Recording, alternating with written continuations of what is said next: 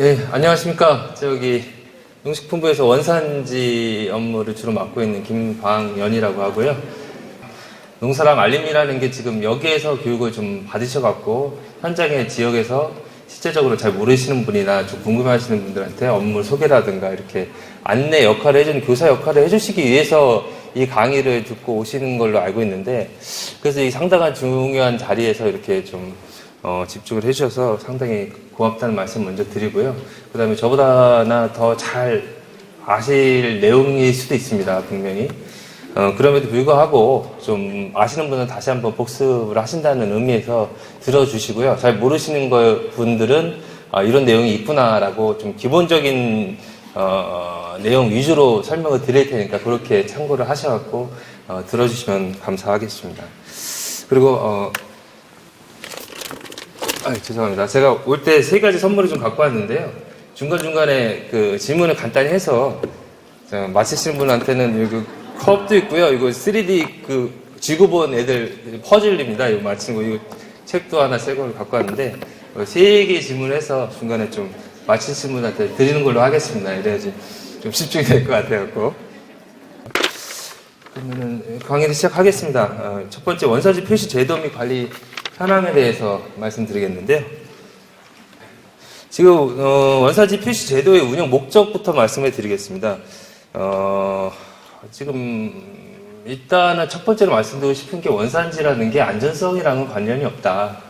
2년 전 일본 방사능 사건 때문에 특히 제가 있는 자리에 이 업무를 보면서 이게 일본 방사능 터져서 위험하다는데 안전성에 문제가 있다는데 국내 원산지 표시가 지금 제대로 안 되고 있으니까 강화해야 되는 거 아니야, 이런 얘기를 대부분의 소비자분이 하세요. 그런데 일단은 이 원산지는 안전성의, 아까도 말씀하셨을 안전성의 개념으로 표시를 도입한 건 아니고요. 운영 목적이 크게 두 가지인데, 소비자의 알 권리를 보장을 통해서 선택권을 확보하기 위해서 이 원산지 표시제가 도입을 한 겁니다. 그래서 내가 먹는 음식이 원산지가 뭘까 항상 궁금하지 않습니까? 그러면은 일단 농산물 같은 경우는 지금 써있겠듯이 쌀이 이게 국내산이다 또는 국산이다, 그럼 이게 경기도산이구나 아니면 여주산이구나, 이 3가지 방식으로 다 표시를 할 수가 있어요, 지금 규정상.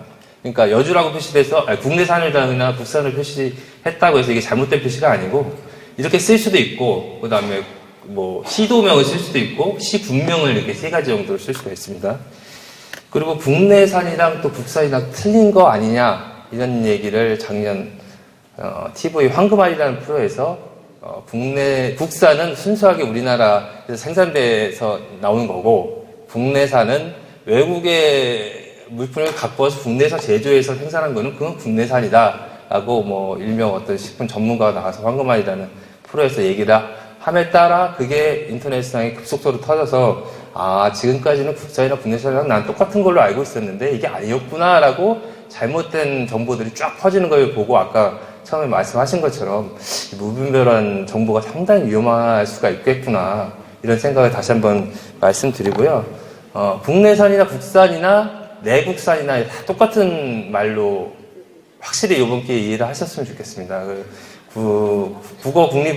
국립국어원에도 문의를 해본 결과 그거는 국산이나 국내산이나 공산품 같은 경우에 외국 자재들을 많이 갖고 와서 국내에서 자동차를 조립해서 미국에 수출했을 경우에 당연히 그 현대자동차는 부품들은 수입산일지 몰라도 현대자동차는 국내산이다, 이런 개념으로 오해를 좀 해서 이렇게 그런 얘기가 나오는 것 같은데, 사실상 농산물에 대해서는 국내산이나 국산이 똑같다고 보시면 되고요. 그래서 다시 부연 설명을 하면은 아까도 말씀하셨듯이 방송에서 나오는 내용을 저는 항상 그렇습니다. 저 와이프한테도 그렇게 얘기를 하지만 반만 믿어라. 방송에서 얘기하는 건 딱 반만 믿으면 딱 맞다. 그래서 지금 다 아시겠지만 80년대 군정정부 전두환이나 군사정부가 들어와서 제일 먼저 장악한 게 언론이거든요.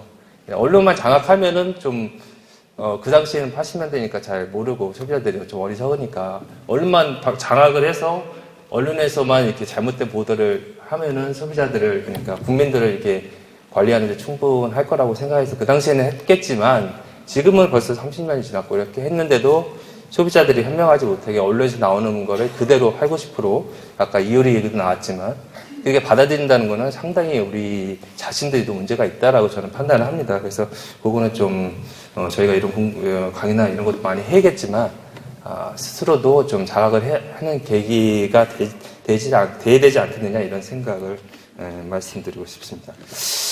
그리고 그 가공식품 같은 경우는 원산지를 어떻게 표시하냐면은 가장 많이 들어간 원료 두 가지를 표시하게 돼 있어요. 가공식품. 지금 예를 들어 지금 빵이라고 써있지 않습니까? 빵이면은 빵의 원산지가 국내산이다 이렇게 쓴 게 아니라 빵에는 빵을 만들 때 여러 가지 원료가 들어가는데 그 원료가 가장 많이 들어간 거 두 개가 뭐냐? 만약에 밀이 가장 많이 들어갔던 건 밀은 미국산이다.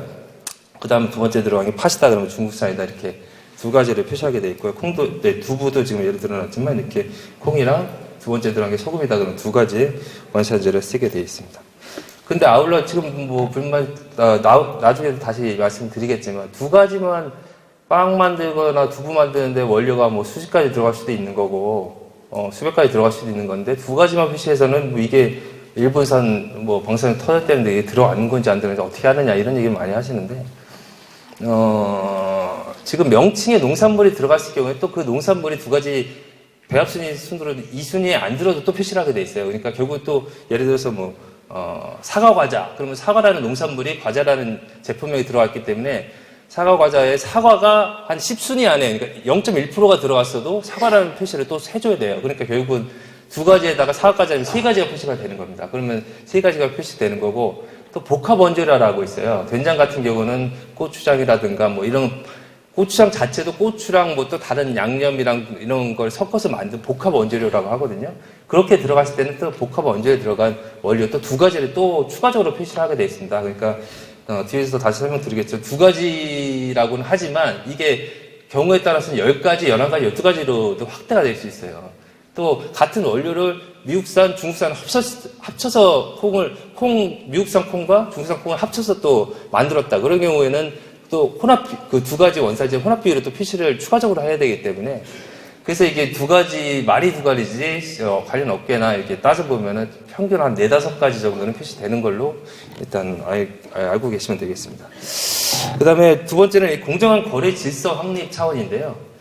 그래서 결국은 생산자도 보호하고 소비자도 보호하자는 그런 차원에서 이 원산지가 도입이 된 겁니다. 그래서 소비자들은 난 비싸더라도 국산을 먹겠다. 또 난 돈이 없으니까 좀 안전하다고 믿고 수입산이라도 난 그냥 먹겠다라고 생각하시는 분들이 당연히 있을 거고, 우리 국내 생산자들도 외국에 비해서 인건비나 관리 비용이 많이 있기 때문에 생산에 대해서 국산이 상당히 외국산에 비해서 가격 면에서 경쟁력이 떨어지겠지만, 소비자들이 우리 걸 그럼에도 불구하고 선택을 해준다면 나는 국산을 열심히 생산해서 제공하겠다 이렇게 하는 차원에서 했는데, 이게 수입산을 국산 둔갑해서 판매를 한다던가 그러면 소비자는 잘못된 정보를 받고 이게 그러니까 많은 돈을 주고 수입산을 국산처럼 먹을 수도 있는 거고, 생산자들은 이게 뭐 수입산이 국산 둔갑하면 자기께 잘 안 팔리고 또 이렇게 또 그럴 경우에 상당한 피해를 볼 수가 있기 때문에 이런 공정거래 질서를 유지하기 위해서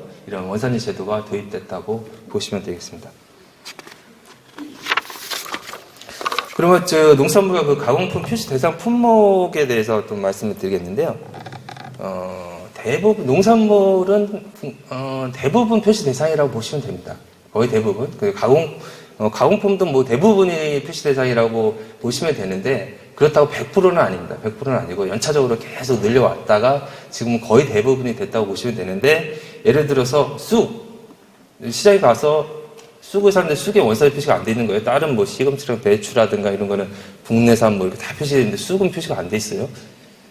또 가게 가서 하드 빙가류 얘기하는 거, 옛날 사람들 하드라 그랬는데, 하드 이렇게 샀는데 여기 원산지가 안 써 있어요. 포장재를 보니까 옆에 아이스크림은 막 써 있어요. 유가공품이고 우유는 뭐 국내산인데 안 됐다 그래. 신고를 하면은 위패 신고는 최소 5만 원 포장금이 있습니다. 다들 알지 모르겠는데 그 신고했는데 알고 보니까 표시대상이 아니에요. 쑥은 일단 아니고, 그 다음에 빙가류도 아이스크림 표시대상이지만 빙가류는 과자류에 적혀 있는데 빙가류는 지금 표시대상에 안 들어가 있습니다. 다만 수입품은 대상입니다.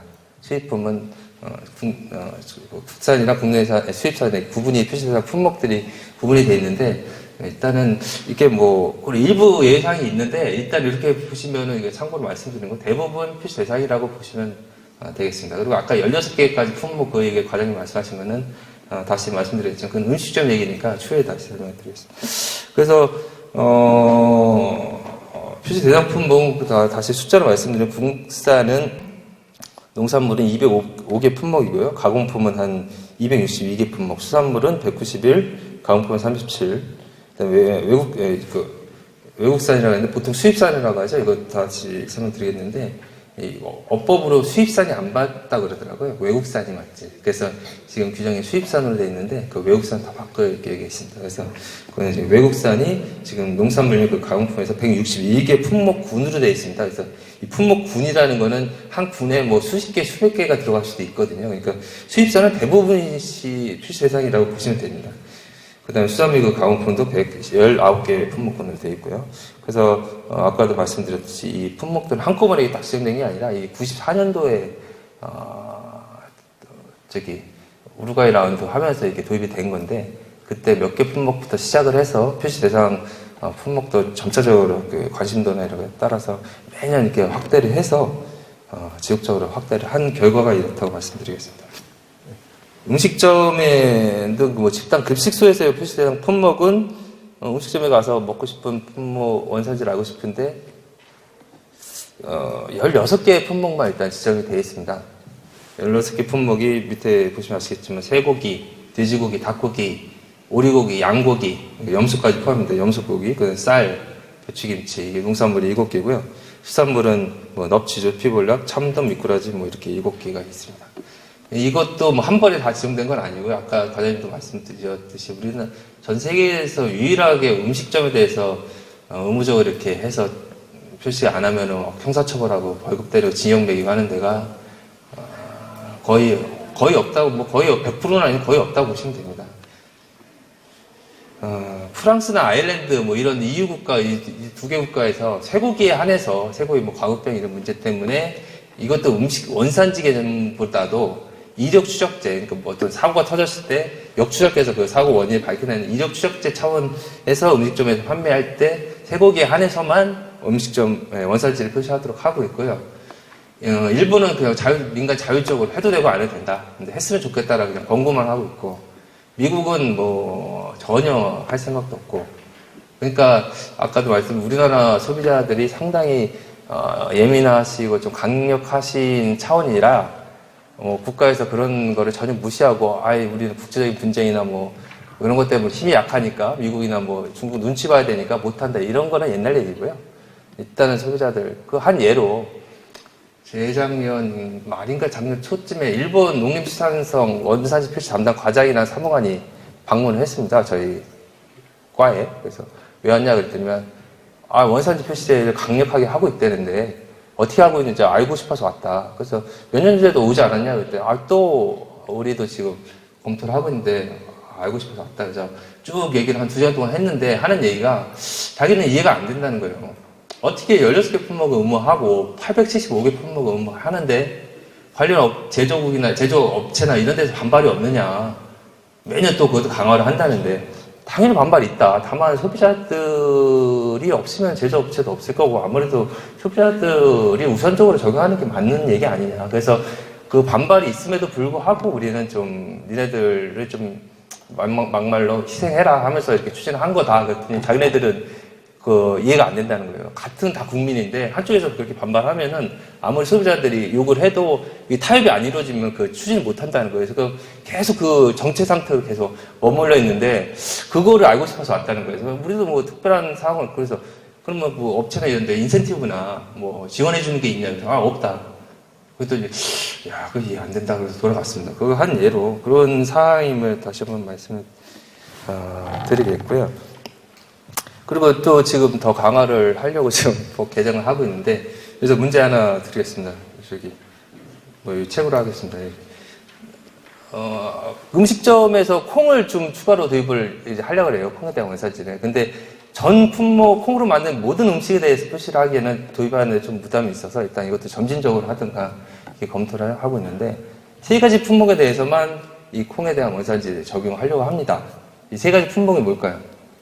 아시는 분 안 계시나요? 아, 손 들고, 네, 저쪽. 예, 두부. 아, 청국장 아닙니다. 또, 예. 아, 된장 아니고요. 음식점의 얘기입니다, 음식점. 손 드시고, 예. 예. 두부, 콩나물. 아, 세 가지인데요. 콩나물은 아니고, 두부는 맞고요. 아, 잘 모르시는구나. 아, 콩사발 아니고. 이거 제가 답변을 해드렸습니다. 아, 이렇게 모르시는구나. 예. 두부, 콩국수, 콩비지. 이 세 가지에서만 콩에 대한 원산지를 쓰도록 할 겁니다. 지금은 아니고요. 검토를 그렇게 하고 있고요. 그러면 다시 한번, 이거 수산 쪽이라 우리 수관은 아니지만, 수산부도 세 개를 더 추가를 할 거거든요, 앞으로. 세 가지 품목에 대해서 아시는 분 손 드시고. 예. 황태 아니고요. 예? 예. 뭐요? 고등어 갈치 조리요? 아, 좀 맞았는데 한두 개 틀렸네요. 예, 예. 고등어, 연어. 아니. 예. 아닙니다. 오징어, 꽃게, 조기, 참조기 세 개입니다. 이건 제가 다 다시 갖고 가야겠네요. 너무 성적에 집중하기 위해서는 사전 공부가 안 되신 것 같네요. 오징어, 꽃게, 참조기 이게 세 개를 더 추가를 해서 지금 9개인데 12개 늘리려고 하고 있고요. 우리는 지금 농산물 7개인데 콩의 그 세 가지 품목이랑 지금 쌀은 밥만 원산지, 밥을 했을 때 그 밥에 대한 쌀에 대한 원산지만 표시를 하게 돼 있는데 쌀로 만드는 여러 음식들이 있지 않습니까? 떡도 있을 거고 누룽지도 있을 거고 뭐 여러 개가 있는데 지금 뭐 밥뿐만 아니라 누룽지랑 죽, 본죽 이런 데서 많이 쓰잖아요. 죽이랑 누룽지에 대해서도 원산지 표시를 하려고 지금 검토를 하고 있습니다. 그러면 표시 사항을 어떻게 확인해야 되느냐? 포장이 된 포장 농산물은 포장재 표면적에 따라서 그 글자 원산지 포인트가 달리 정해져 있습니다. 그래서 한 요만한 거는 한 8포인트, 이게 50cm, 50제곱센티미터 미만짜리는 글씨 포인트가 8포인트, 그러니까 엄청 작습니다. 왜냐면 표면적이 작으니까. 그리고 50에서 3000제곱센티미터 사이에는 12포인트, 이게 그 사이에 들어간 건데, 이거는 원산지를 12포인트 포장됐을 때. 그리고 3000제곱센티미터 이상 이렇게 큰 이 정도, 20kg 쌀이라든가 이런 거, 그런 거는 20포인트 크기로 하게 되어 있습니다. 그래서 표시 위치는 소비자가 잘 보이는 곳에 쓰거나 아니면은, 가공식품용인데 원재료명 표시란에 추가해서 쓰거나 이렇게 되어 있고요.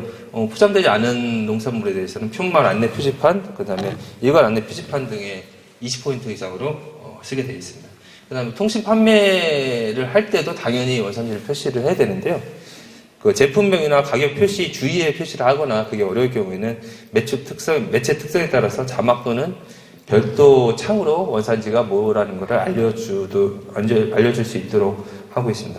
그런데 요즘 문제가 되는 게 배달앱이라고 배달의 민족이라든가 요기요라든가 배달통 이런 쪽에서도 당연히 많이 전화를 해서 주문을 해서 이것도 해야 되는 거 아니라고 질문이 오는데, 일단 좀 애매한 게 지금 배달통이나 배달앱은 통신 판매업으로 신고된 게 아니라 통신 판매 중개업으로 등기가 돼 있어요. 그러니까 지네들이 직접 신청을 받아서 파는 게 아니라 여러 업체들을 모아서 자기는 중개 역할만 해준다. 거기에 참여하는 업체들이 문제인 거지 나는 표시를 하라 마라 그런 의무가 없다라고 해서 지금 규정이 그것까지 커버를 못하고 있는데, 그거는 참 나중에 한번 그것까지 소화를 시켜서 표시를 할 수 있도록 검토를 해보도록 하겠습니다. 그 다음에 음식점이나 집단급식소에서는 가면 이렇게 벽에 걸린 게시판이나 또 이렇게 나눠주는 이렇게 메뉴판, 그런데 2개 다 쓰면 2개 다 표시해야 되고요. 둘 중에 하나만 쓰면 하나만 표시하면 되는데 2개 다 표시하기 싫다. 그러면은 이게 A4 용지 크기로 안내 원산지 표시판이라 그래갖고 여기다가 일괄적으로 다 써도 인정해주겠다. 니네들 편의상 바뀔 때마다 이게 계속 바꿔야 되니까 너무, 그래서 그렇게 가능하도록 해 있고요. 요따 쓸 때는 30% 이상으로 써라. 이것도 작다고 좀 개선을 할 겁니다. 다시 말씀드리겠고요. 그 다음에, 다음은요. 그래서 표시의 운용을 지금 어떻게 하고 있냐면은 농식품부에서 한 1,100여 명 정도의 사법경찰관들이 있습니다. 그러니까 수사를 하기 위해서는 경찰권이 있어야 되기 때문에 이거 경찰관들이 매년 한 30만 개소 표시 대상 업소를 조사를 해서 약 4,000개소의 위반 업소 적발을 하고 있습니다. 한 1.3% 정도 적발을 하고 있는데요. 이게 꾸준히 한 1.45, 3 이렇게 해서 계속 위반 사례가 발생을 하고 있습니다. 지자체에도 당연히 단속권이 있는데 서울시나 이런 쪽에서는 좀 적절하고 있지만 다른 시도나 이런 쪽은 아무래도 지자체 선거권 때문에 강력하게 못하는 걸로 일단 파악이 되고 있고요.